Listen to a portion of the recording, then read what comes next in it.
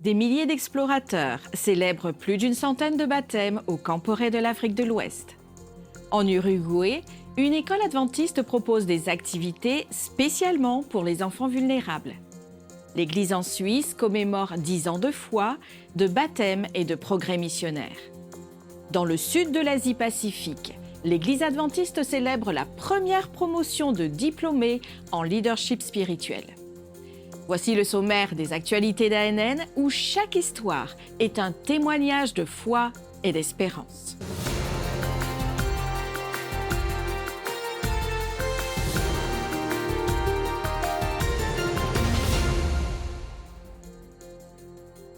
Nous débutons notre épisode d'aujourd'hui par une initiative impactante et pleine d'amour pour affronter une triste réalité mondiale.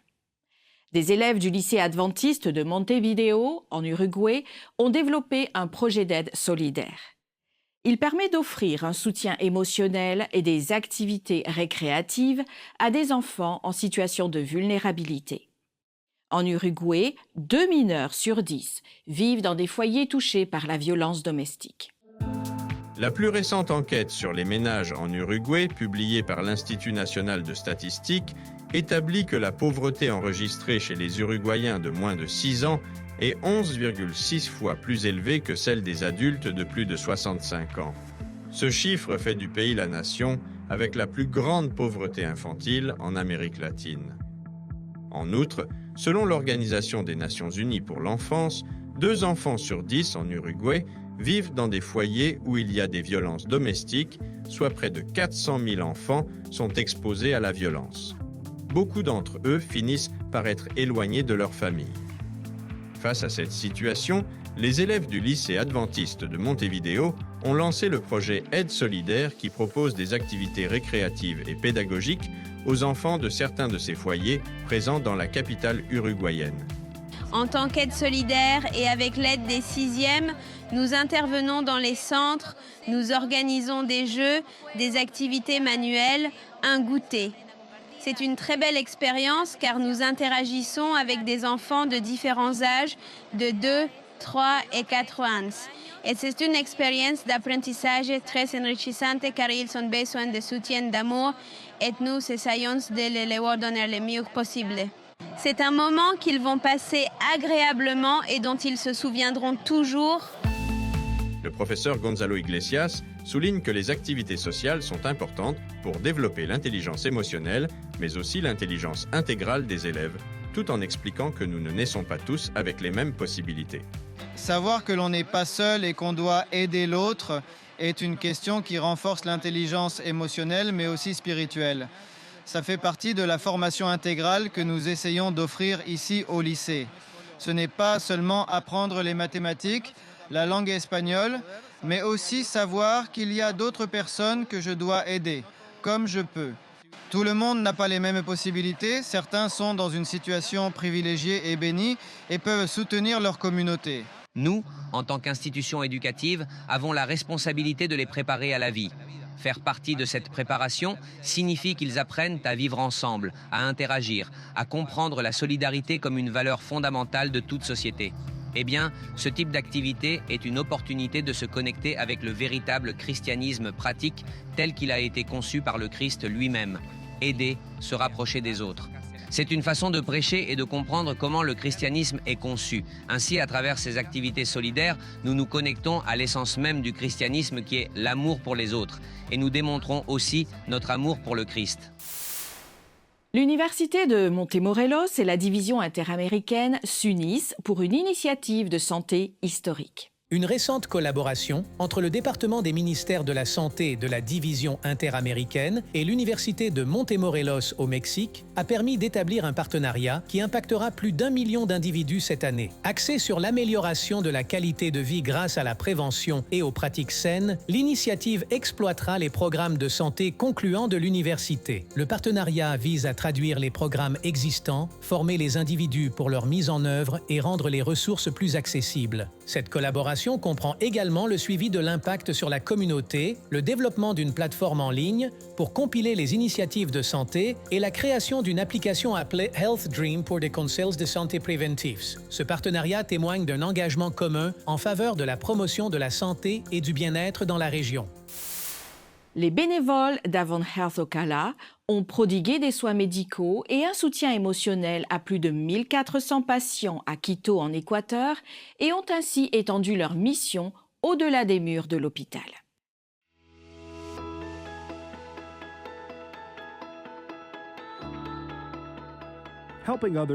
Aider les autres affecte la vie de ceux qui sont servis, mais change aussi la vie de ceux qui servent. Les sourires, les marques d'appréciation, les câlins que les gens nous donnaient impactaient notre raison d'être ici. La présidente et directrice générale d'Avon Health Ocala, Erika Skula, et le vice-président de la mission, Jory Rivera, vont à Quito, en Équateur, avec 20 bénévoles passionnés par la guérison au-delà de leur hôpital. Le deuxième jour, nous avions une file d'attente de plus de 100 personnes qui attendèrent depuis 5 heures du matin.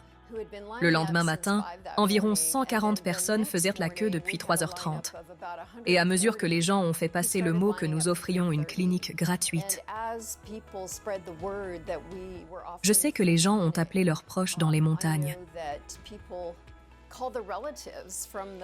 Et ils ont marché pendant des heures pour faire la queue et obtenir des soins.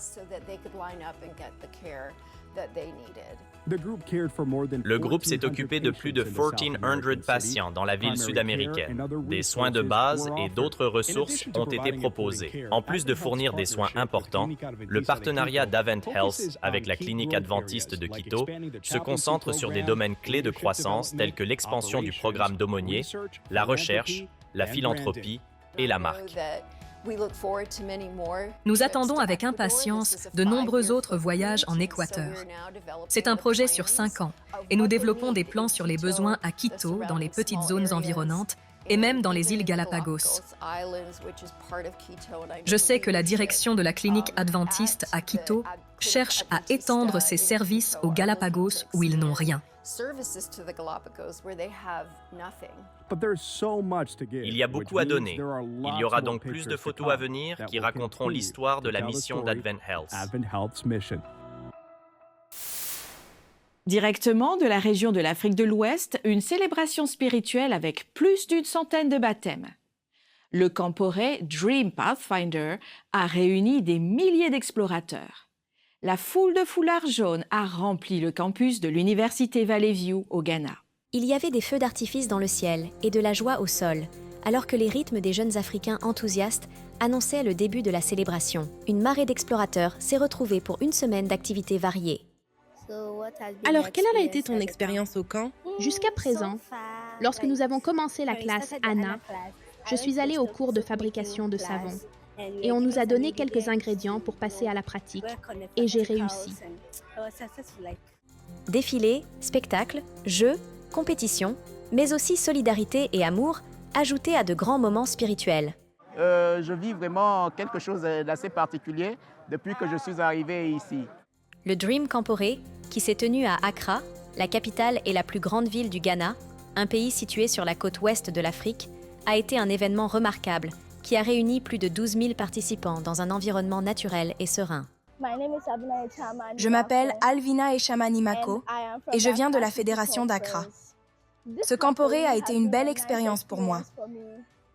Juste à côté de moi se trouve le parcours d'obstacles et je m'apprête à l'essayer. Bonjour.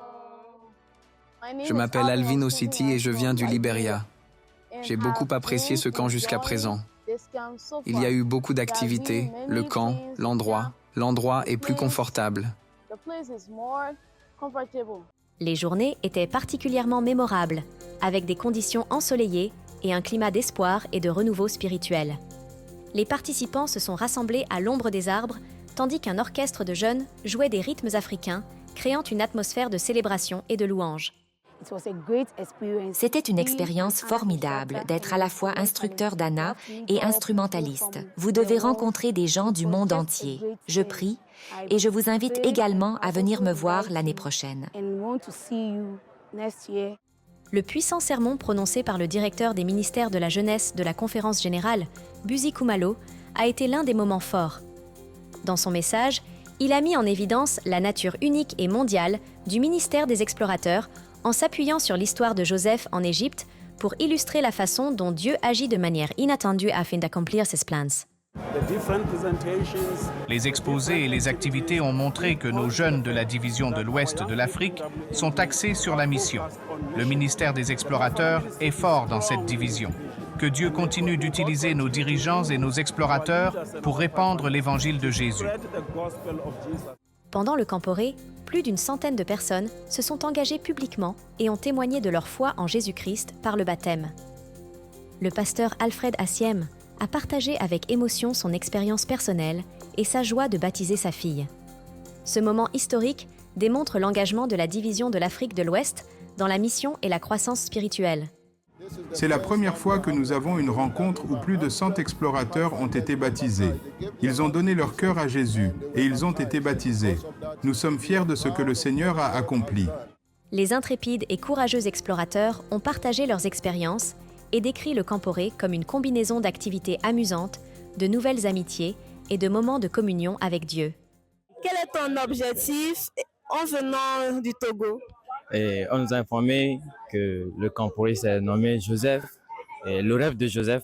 Et cela m'a beaucoup plu. Et avoir la vie comme Joseph, c'est une chose qui m'a beaucoup marqué selon l'histoire de Joseph. Et j'aimerais que moi aussi, je puisse faire cette expérience avec Dieu pour que, au retour de Jésus-Christ, moi aussi, je peux avoir le ciel. Nous avons vécu vraiment de bons moments ici. Et nous avons rencontré beaucoup de nationalités. Nous avons eu un accueil chaleureux. Et nous avons aussi eu beaucoup d'activités, telles que des distinctions et d'autres activités, des jeux et des expériences aussi spirituelles. Nous avons eu plusieurs activités amusantes. C'était merveilleux. Nous avons visité des stands et nous nous sommes fait de nouveaux amis. Il y a aussi les rassemblements. Tout ce que nous avons fait a été super. Et surtout, nous avons passé du temps de qualité avec Dieu. Et je voudrais vous encourager tous à assister au prochain programme à l'Université de Bangkok au Nigeria.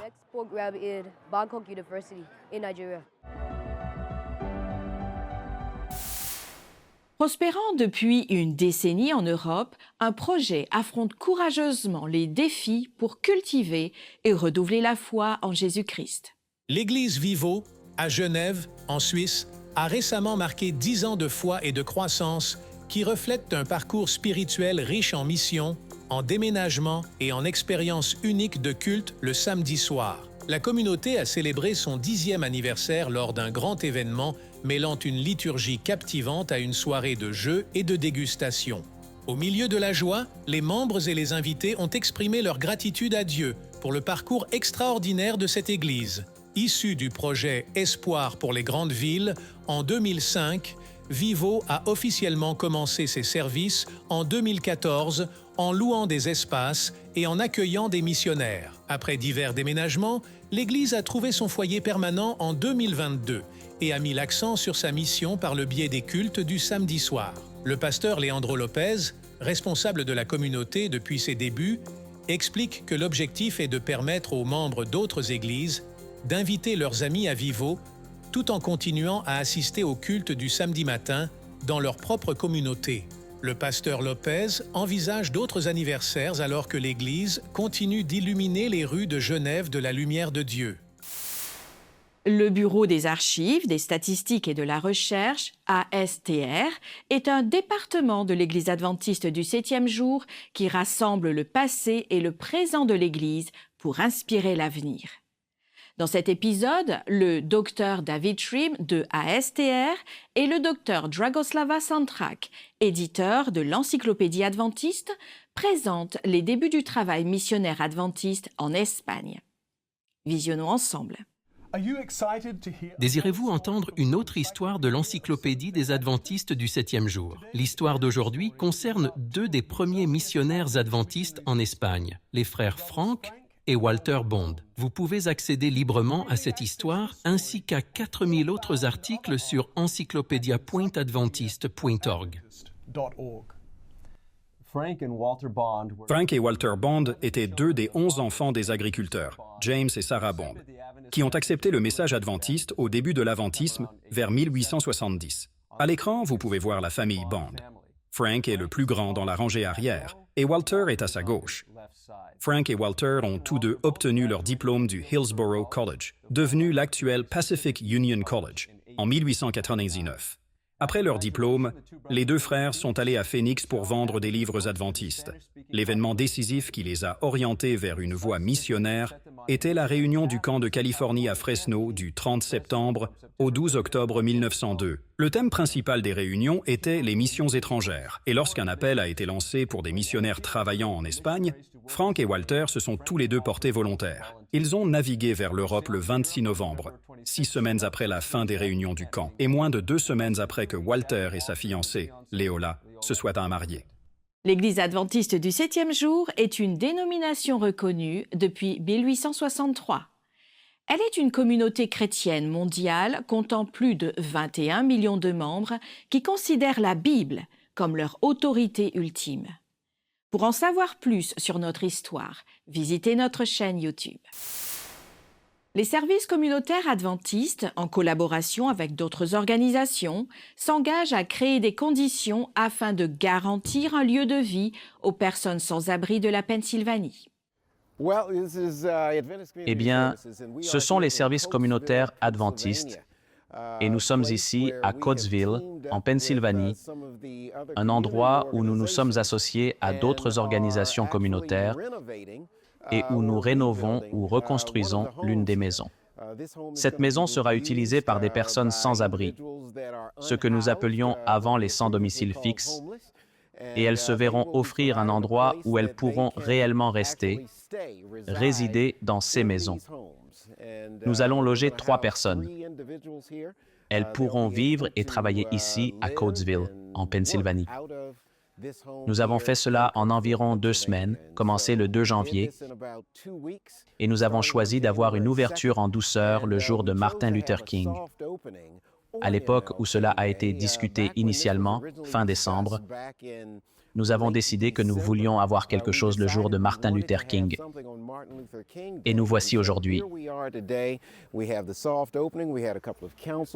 Nous avons l'ouverture en douceur. Quelques membres du conseil et d'autres dignitaires sont venus nous rejoindre. Dans quelques semaines, nous couperons le ruban, début février, et nous aurons réellement cette maison en fonctionnement en tant qu'établissement pour les sans-abri ici à Coatesville, en Pennsylvanie. J'ai parlé à plusieurs personnes qui se sont portées volontaires au cours des 2 dernières semaines, et elles disent que ça leur apporte quelque chose de participer à ça. Ici, le jour de Martin Luther King, pouvoir réellement le passer. Oui, c'est un jour de congé, mais pouvoir le passer à travailler pour les autres. Oh, c'est juste une bonne sensation de pouvoir s'impliquer. Et tous ces bénévoles qui ont été impliqués au cours des 2 dernières semaines, ils ont également pu en faire partie. Donc tout le monde est béni, la communauté et ceux qui sont réellement impliqués. Nous vous demandons donc de garder ce projet dans vos prières. Il continuera à soutenir la communauté ici en Pennsylvanie. Nous vous remercions pour cela. Au Brésil, 8000 jeunes échangent leurs vacances scolaires contre du travail bénévole. Le projet Mission Caleb répand l'espoir dans 4 prisons du centre-nord de Espírito Santo, au Brésil. Avec plus de 8000 bénévoles, le projet cherche à atteindre environ 2000 détenus grâce à des visites quotidiennes, incluant des chants, des témoignages et des études bibliques interactives. Il vise à transmettre un message de rédemption et à favoriser la réflexion au sein des murs de la prison. Cette initiative profite aux détenus, mais a également un impact transformateur sur les jeunes bénévoles qui ont à exercer l'empathie, la compassion et la responsabilité sociale. En plus des activités axées sur la prison, des milliers de jeunes de différentes régions du Brésil et de 7 autres pays d'Amérique du Sud consacrent leurs vacances scolaires à participer à des actions caritatives. Dans la région centre-nord de Espírito Santo, la Mission Caleb mobilise plus de 8000 jeunes dans des initiatives sociales. Ce projet encourage les jeunes, par l'intermédiaire de l'Église adventiste du 7e jour, à consacrer 15 jours de leurs vacances pour soutenir les communautés dans le besoin et diffuser des messages d'amour et d'espoir. Les 8000 jeunes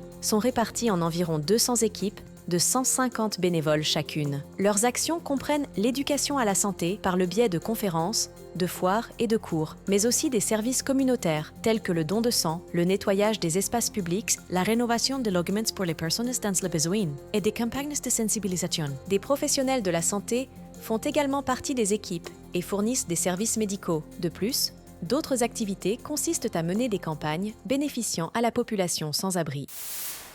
La campagne de Adra Roumanie, Change the Story, ou Change l'histoire en français, lutte contre les violences domestiques en menant des campagnes de sensibilisation, en apportant un soutien émotionnel et en s'impliquant directement pour transformer des vies et plaider en faveur des relations saines.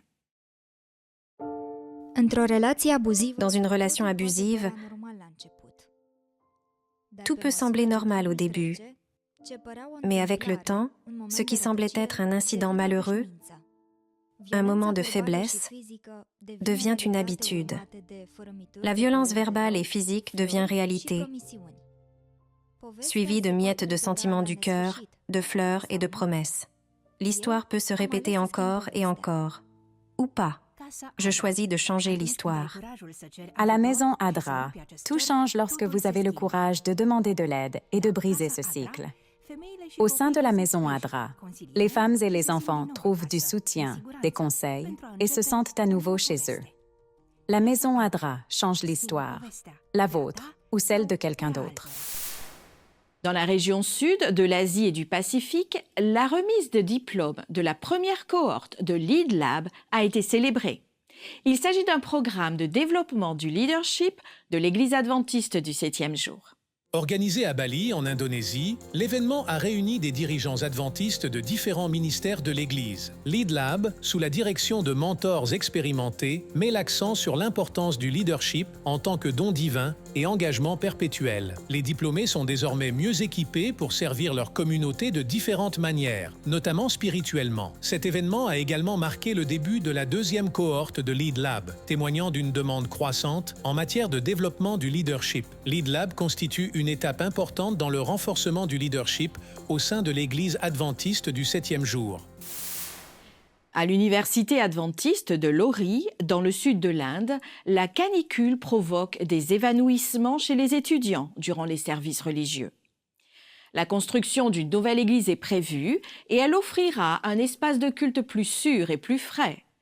Cette initiative met en évidence l'engagement de l'université à associer éducation et bien-être spirituel.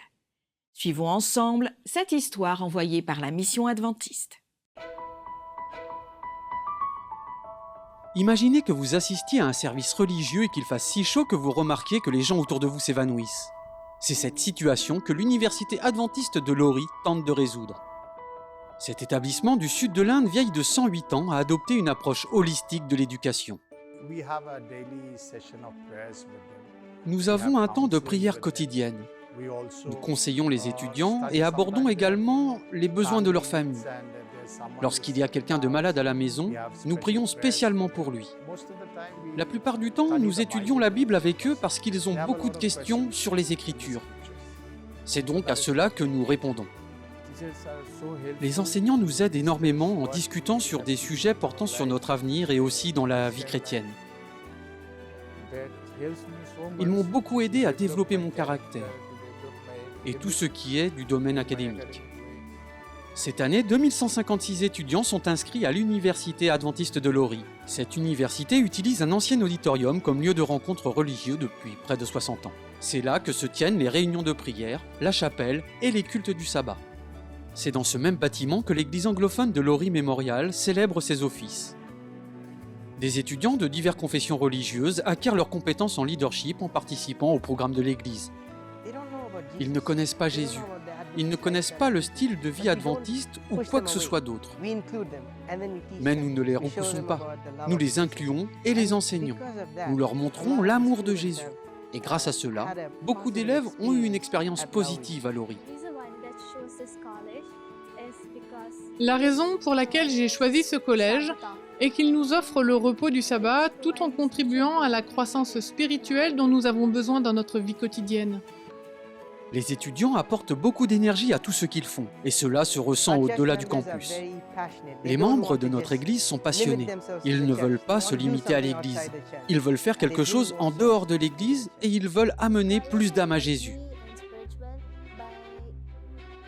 Cette université a contribué à ma croissance spirituelle en m'impliquant dans des activités telles que le groupe de jeunes adventistes et en visitant des gens comme des orphelinats, en priant pour eux et en leur faisant connaître l'amour du Christ. Plus de 650 personnes se pressent dans ce lieu le sabbat. Outre le fait qu'il est trop petit pour permettre à tous les étudiants de se réunir pour le culte, ce vieux bâtiment se détériore progressivement et présente des risques pour les étudiants. En été, il fait trop chaud et notre équipement ne fonctionne pas toujours. Des étudiants se sont évanouis et les systèmes de climatisation et de ventilation ne sont pas assez performants à cause du toit en tôle que nous avons et pas seulement à cause de la chaleur. Lorsqu'il pleut, le toit fuit, ce qui endommage le mobilier. De plus, des moisissures et des champignons poussent partout.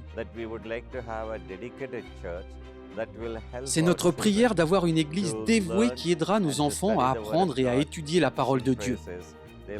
Ils chanteront des louanges, ils seront rapprochés du pied de la croix. Et nous souhaitons que cette église devienne une grande bénédiction sur ce campus.